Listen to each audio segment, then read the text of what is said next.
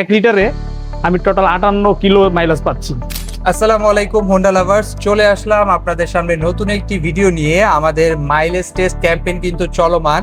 তো সেই সুবাদে আমাদের আজকে একজন সম্মানিত কাস্টমার ওনার গাড়িটি নিয়ে এসেছিলেন এখানে মাইলেজ টেস্ট দেওয়ার জন্য।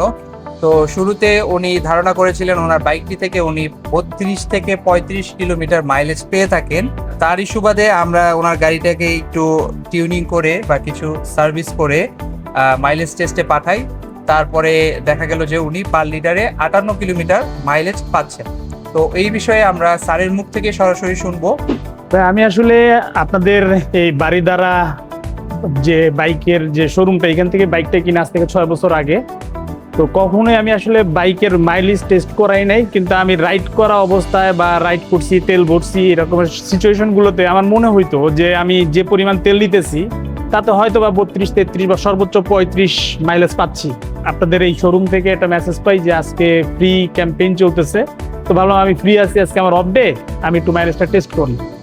তো সেই সুবাদে আমার রেজিস্ট্রেশন ছিল 2:30টায়, আমি আসছি। ভাইয়ারা আমার গাড়িটা মোটামুটি কিছু টিউনিং আমি আসলে তো এটি জানি না, তারা করে এবং আমাকে গাড়ির সাথে করেই তারা আমার মাইলেজ টেস্ট করার জন্য নিয়ে যায়।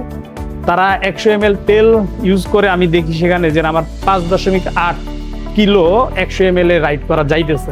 1 লিটারে আমি টোটাল 58 কিলো মাইলেজ পাচ্ছি, যেটা আমার কাছে আসলে খুবই মনে হচ্ছে যে আমি আমার এই গাড়ি এতদিন পুরনো হওয়ার পরে এত মাইলেজ খুবই একটা ভালো লাগার মতো বিষয়। ধন্যবাদ ভাই আপনাদের। আর আমি আসলে বাইক কখনোই অন্য কোনো জায়গায় কোনো সার্ভিসিং বা কোনো রকম কোনো দরকারে মোবিল টোবিল চেঞ্জ করার জন্য অন্যত্র যাওয়া হয় না, যেহেতু আমার বাসাটা খুব নিকট। আমার বাসা বাড়িধারা যে ব্লকেই।